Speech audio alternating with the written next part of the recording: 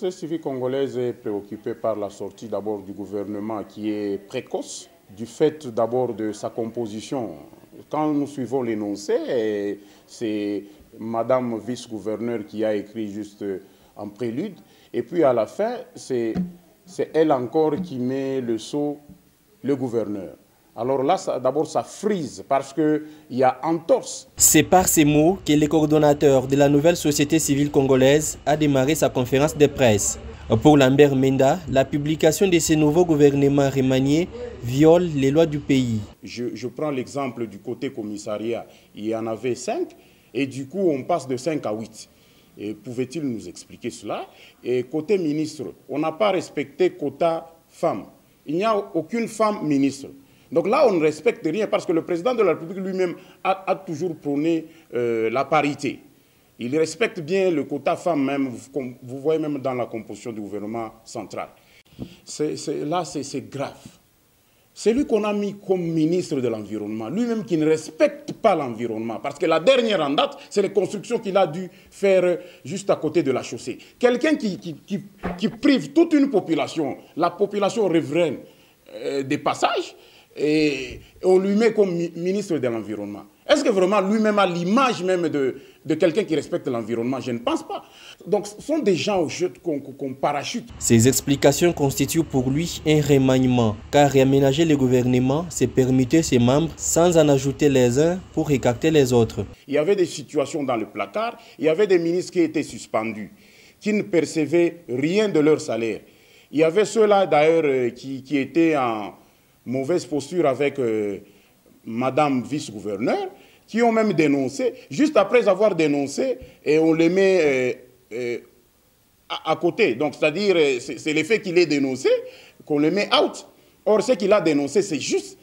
Je parlais du ministre de Mines, c'est-à-dire, nous avions d'abord dénoncé du fait qu'il y avait paralysie. Le ministère de Mines a été dépossédé de ses attributions. On avait créé un ministère parallèle au sein du gouvernement provincial.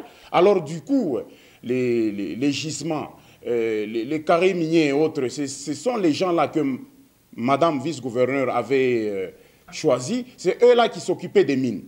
Et le ministre des Mines n'était pas au courant de beaucoup d'histoires qui s'est passées. Alors, quand on a découvert cela, on a dénoncé. En dénonçant, lui aussi, comme il était frustré, il était en train aussi d'enregistrer les différents points. Dans sa dernière lettre, quand il a dénoncé tout en épinglant ou en mettant en exergue notre dénonciation, et du coup, on a été surpris qu'il est éjecté au moment où il attendait la réponse de Madame vice-gouverneur.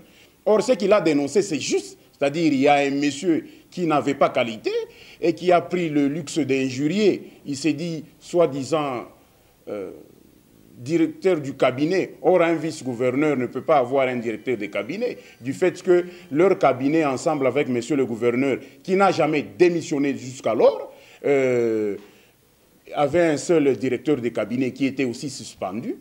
Ceux que vous appelez ou que les gens appellent des intérimaires, mais que moi, me basant sur la loi, je les appelle ceux qui expédient les affaires courantes et qui ne peuvent ni nommer, ni renvoyer, ni faire quoi que ce soit, en tout cas pour l'argent, comme un honorable député a posé le problème, ne peuvent pas engager des fonds énormes de la province lorsqu'on est en train d'expédier les affaires courantes. La nouvelle société civile congolaise, Coordination du Lualaba, a en outre appelé le vice-premier ministre, ministre de l'Intérieur, au respect de la Constitution et la loi fondamentale portant la libre administration des provinces. Nous sommes en train d'assister à ce non-respect de la norme. C'est-à-dire, si le ministre, par des sorties médiatiques, dit que le gouverneur est là, et puis il n'autorise pas, il ne donne pas une quelconque latitude à la vice-gouverneur qui est là de faire un quelconque remaniement ou quoi que ce soit. Et du coup, c'est lui-même qui autorise. Vous voyez comment il viole les textes? Donc nous dénonçons cela. Et c'est une violation grave même de la Constitution, même de la loi sur la libre administration des provinces. Comment se fait-il que le ministre dit autre chose et puis dans les écrits, il y a autre chose? Donc quelque part, nous les rappelons à respecter la Constitution, à respecter cette population. Parce que le Lualaba est en train de se déchirer. Profitant de cette conférence de presse, le coordonnateur de la nouvelle société civile congolaise a condamné avec fermeté les propos d'un certain jeune se réclamant communicateur de la vice-gouverneur dans lesquels il prédit la mort du gouverneur Richard Mouyej. Nous demandons au procureur ou au ministère public de diligenter des enquêtes pour mettre la main sur ce délinquant que nous pouvons appeler, c'est un délinquant ou un garçon, on peut dire un garçon mal éduqué d'ailleurs, puisque s'il était bien éduqué, il ne pouvait jamais prédire la mort d'un parent des gens, parce que le gouverneur là c'est un parent d'abord avant tout. Alors quand il prédit sa mort comme ça, donc nous demandons au ministère public de se saisir du dossier pour mettre la main et couper aussi à cette hémorragie de ces gens-là qui ne font que menacer les autres. Lambert Menda attire pour ce faire l'attention du président de la République sur le climat politique qui sévit dans les Lualaba depuis plus d'une année d'absence du gouverneur Richard Mouyej.